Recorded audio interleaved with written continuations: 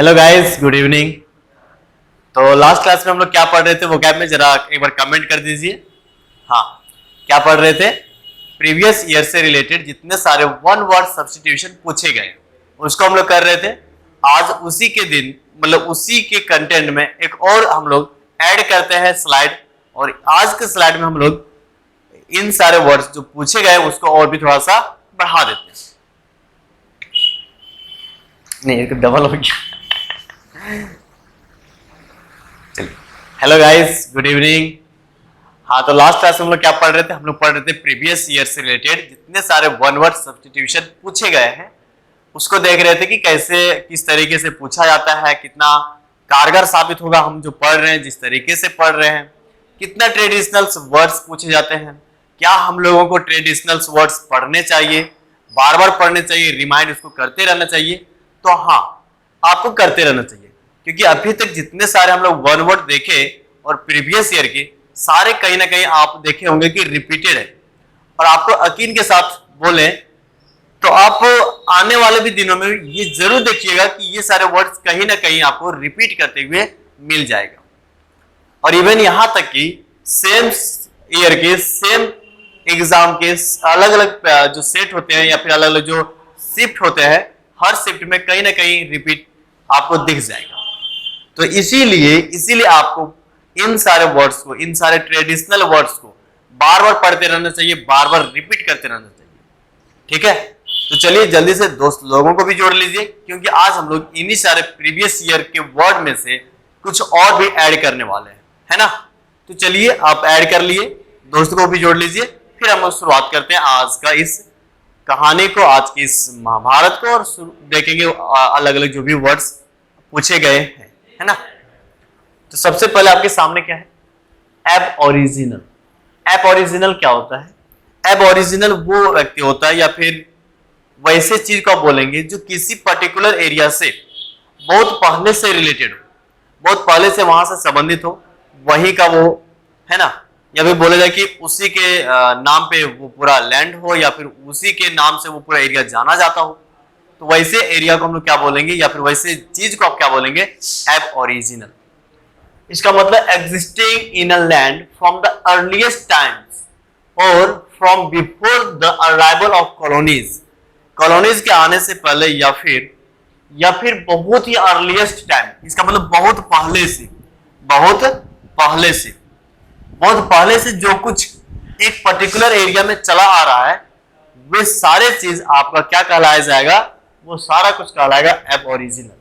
ठीक है, पूछा ऐसे क्या था कि वन वर्ड क्या होगा for existing in a land from the earliest time, तो आप उसका आंसर करेंगे एब ओरिजिनल। बोहेमियन, दूसरा वर्ड आपके सामने है बोहेमियन। बोहेमियन क्या होता है? An eccentric manner of living. जो कोई व्यक्ति थोड़ा एसेंट्रिक, थोड़े से मतलब तपाकी किस्म के लोग, कुछ अलग ढंग से सोसाइटी में रहता है, वो सोसाइटी के कुछ भी रूल रेगुलेशन हो उसको फॉलो नहीं करता है, अपने मन से करता है ना। तो वैसे तपाकी किस्म के लोग को आप क्या बोलेंगे? बोहेमियन। क्या बोलेंगे? बोहेमियन। तो आपके मोहल्ले में जरूर ऐसा कोई तपाकी मिल जाता होगा देखने को, तो उसके लिए आप क्या बोल देंगे? Bohemian. Getting it? Yes. Next आपके सामने लिगेसी। लिगेसी क्या होता है? लिगेसी होता है एक ऐसी प्रॉपर्टी जो छोड़ दिया जाता है समवन बाय विल, या फिर बोलिए ना कि आपके पूर्वज जो कुछ भी नाम, है ना, या सम्मान आपके लिए छोड़ गए हैं, बोला जाता है ना कि ये शाही परिवार से है, ये राजशाही परिवार से है, ये वर्मा परिवार से है, तो ऐसे कुछ वर्ड आता है, और उस वर्ड से ना उसकी सम्मान, उसके अंदर एक रिस्पेक्ट की जो वर्ड है वो भी छुपा हुआ दिखता है। तो वैसे ही सम्मान को आप क्या बोलेंगे? लिगेसी।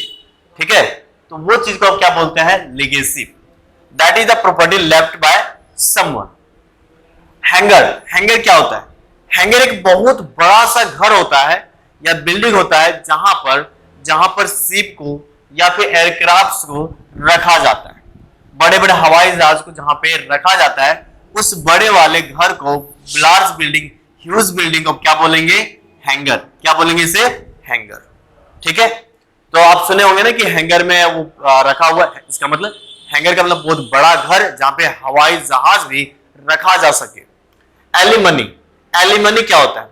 एक होता है अलाउंस प्राइस या फिर अलाउंस मनी, पैसे जो दिया जाता है एक वाइफ को, कब? जब डिवोर्स हो जाता है ना, सेपरेशन हो जाता है उसके हस्बैंड से, तब जो पैसे दिया जाता है उस पैसे को बोलते हैं हम लोग एलिमनी। जैसे आप ये मोहम्मद शमी और उसकी वाइफ का कहानी तो सुने होंगे। उसकी वाइफ जानबूझ करके डिवोर्स ले ली और बोलती है कि मुझे इतने पैसे दो। दैट इज जो डिमांड क्या कर रही थी, वो डिमांड कर रही थी एलिमनी का। क्या करती है? एलिमनी। तो बहुत सारे बड़े बड़े जो सेलेब्स होते हैं उसके घर में ये कांड तो जरूर देखने को मिलता है, क्योंकि उससे मिलता है एलिमनी, और एलिमनी मतलब ह्यूज मनी, है ना। अब सॉल्यूशंस, अब सॉल्यूशंस का क्या मतलब होता है? एक फॉर्मल फॉरगिवनेस होता है ऑफ अ पर्सन सिंस, किसी भी व्यक्ति के जो पाप होते हैं, पाप का जब उसका मुक्ति होता है, या फिर पाप को जब बोलते हैं कि पाप को धोने, तो पाप को धोने का जो फॉर्मल फॉरगिवनेस होता है, क्षमा होता है, उसे बोलते हैं एब्सोल्यूशन। इसी को बोलते हैं उद्धार। क्या बोलते हैं? उद्धार। कि उसका उद्धार हो गया, उसका मुक्ति हो गया, उसका क्या हो गया? मुक्ति हो गया। That is एब्सोल्यूशंस। टेनासियस, टेनासियस क्या होता है? Holding on to something of keeping an opinion with determination, जो दृढ़ हो, जो बोल लिया हो कि हम ये करेंगे तो करके रहेंगे, मुझे ये करना है तो करना है। हर किसी के अंदर ना टेनासियस वाला एक जो गुण है वो होना चाहिए। जैसे आप अभी सोच लिए होंगे कि मुझे सरकारी जॉब लेना है तो लेना है, यदि इस डिटर्मिनेशन के साथ आप पढ़ेंगे तो आप जरूर एक दिन कारगर साबित होंगे, जरूर आप एक दिन ना सक्सेस अचीव कीजिएगा। दैट इज उस वाले जो आपके अंदर क्वालिटी आया, उस क्वालिटी को आप क्या बोलेंगे? टेनासियस, दृढ़, दृढ़ शक्ति, जिसे रिसॉल्ट भी बोलते हैं। इसको हम लोग क्या बोलेंगे? दृढ़, या इसी को इंग्लिश में बोले तो रिसॉल्ट। रिजोल्यूशन से बना है ना। अब आगे आगे है मेटिक्यूलस। क्या है? मेटिक्यूलस, अ परफेक्शनिस्ट। मेटिक्यूलस इसका मतलब जिस भी फील्ड में आप हो, उस फील्ड में आपको बहुत बढ़िया से परफेक्शनिस्ट या फिर परफेक्शन मिल गया हो, आप उसमें एकदम से डीप एक्सपीरियंस गेन कर लिए, आप पूरी तरीके से उसमें से पारंगत हो गए। दैट मीन्स आप क्या बन गए हैं? मेटिक्यूलस। क्या बन गए? मेटिक्यूलस।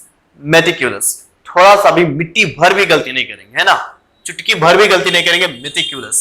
ओवरलुक, ओवरलुक का मतलब होता है कि फेल टू नोटिस, इग्नोर और कंडोन। इसका मतलब जब आप नोटिस नहीं कर रहे हैं, है ना, जब आप इग्नोर कर रहे हैं, किसी को नकार रहे हैं, उसको देख करके वो आपके दोस्त जैसे गुजर रहे हैं, आप इधर कर ली, दैट इज इग्नोर किए, उसे वो बोलेंगे ओवरलुक।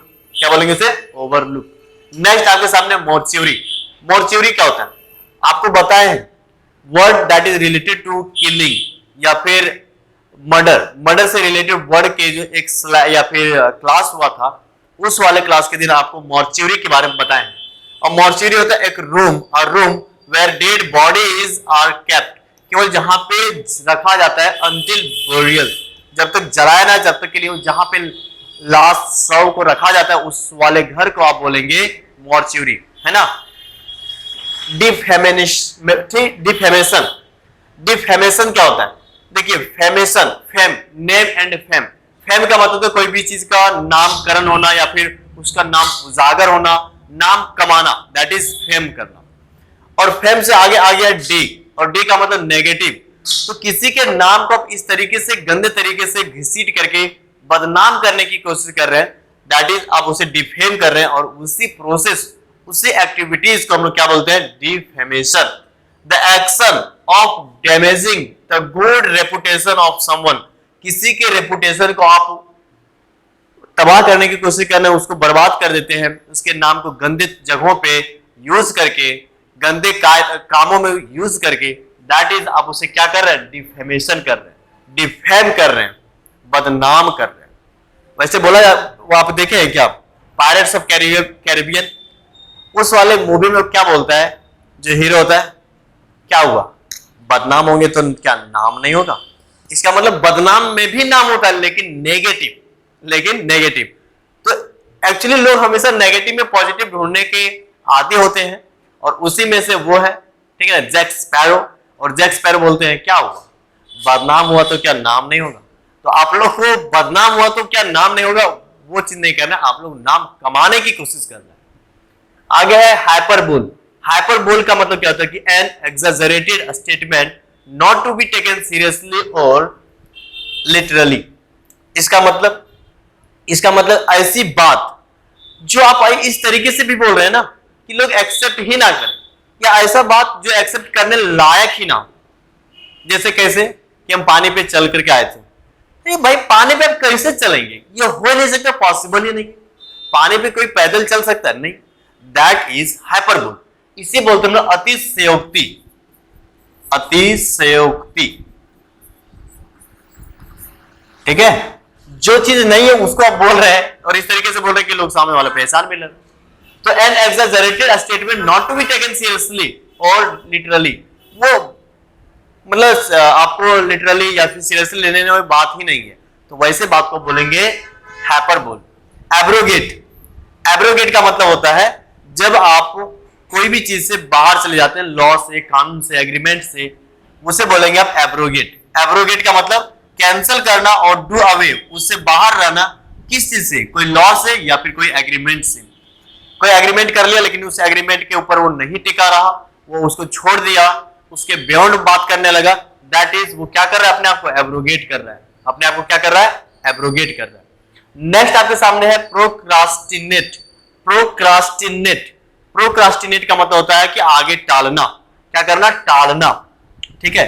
आप जैसे बोलते हैं कि सर आज नहीं, कल कर लेंगे वो कैब, दैट इज आप क्या कर रहे हैं? प्रोक्रास्टिनेट। तो प्रोक्रास्टिनेट नहीं करना है।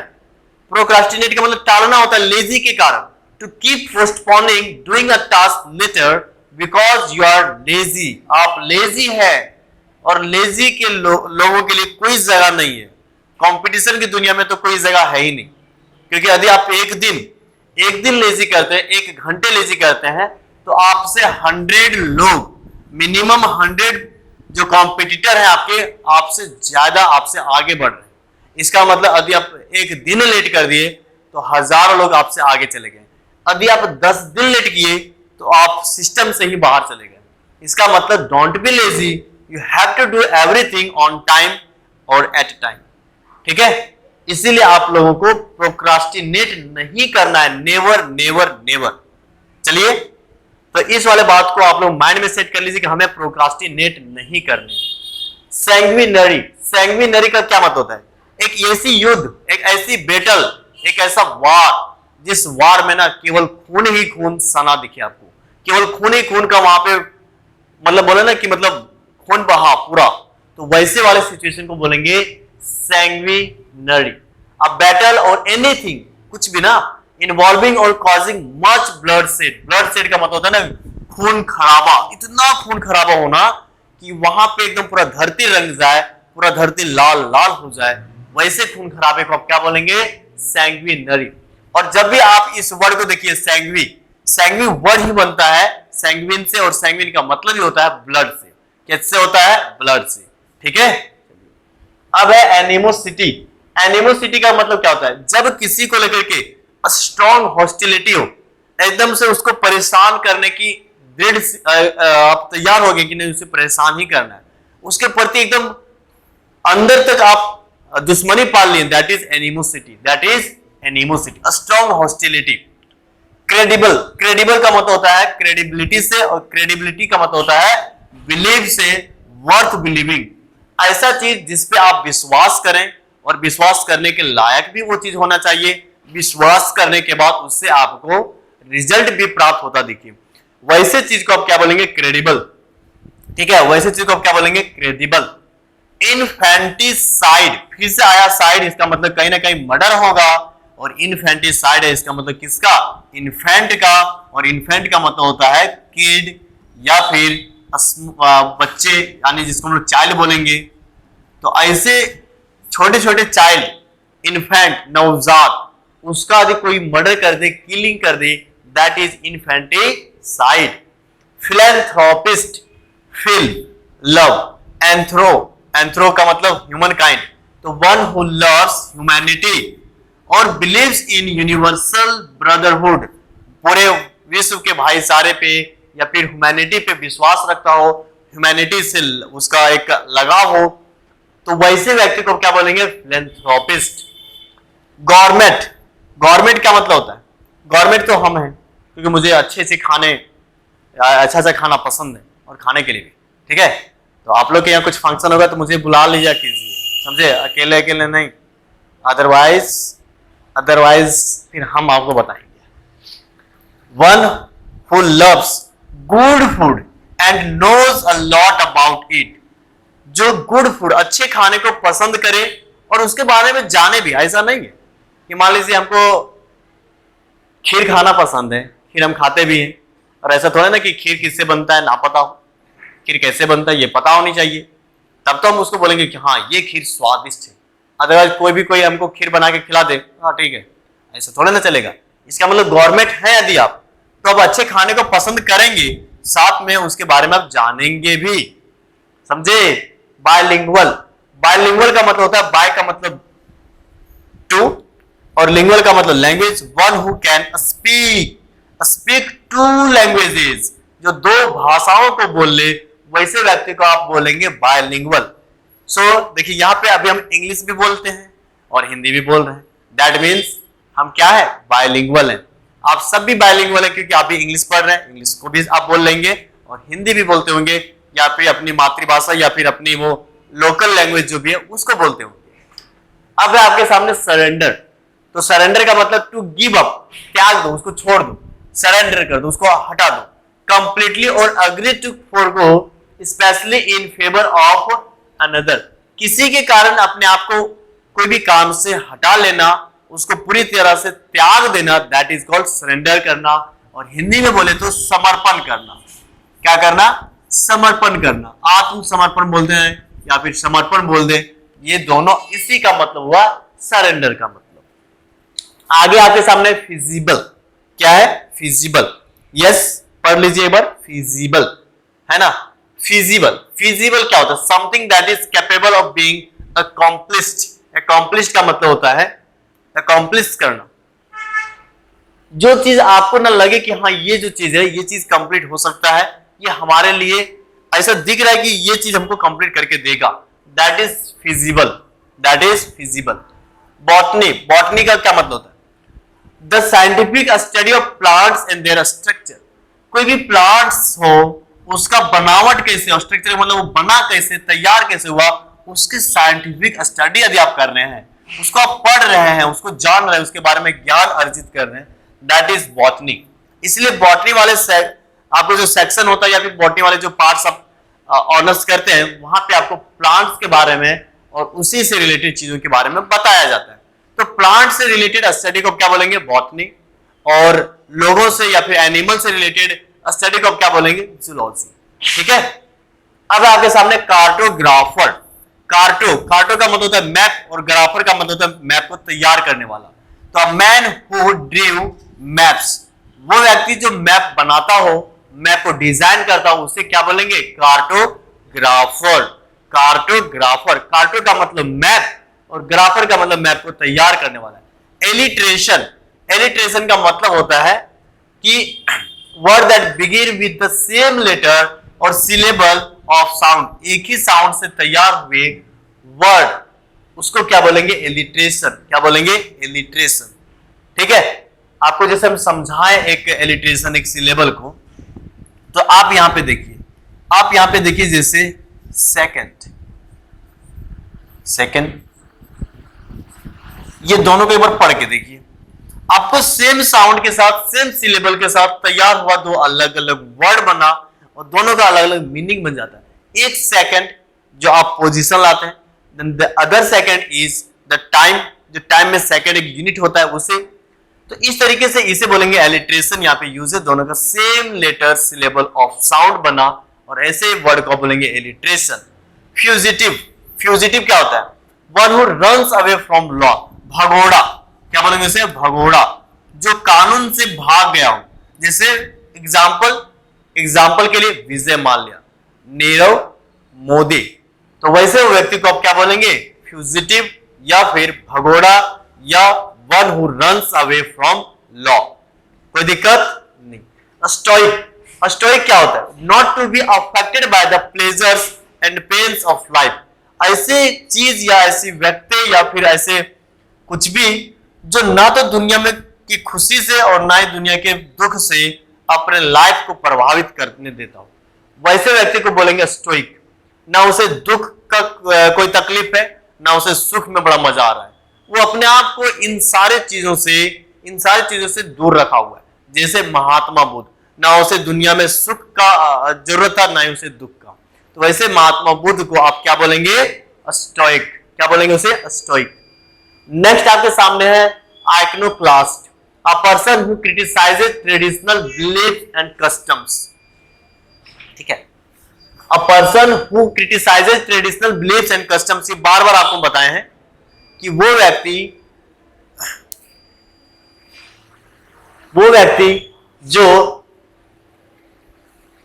जो ये कस्टम हो, ये ट्रेडिशनल हो, उसको वो ना माने, उसके खिलाफ जाए, तो वैसे व्यक्ति को क्या बोलेंगे?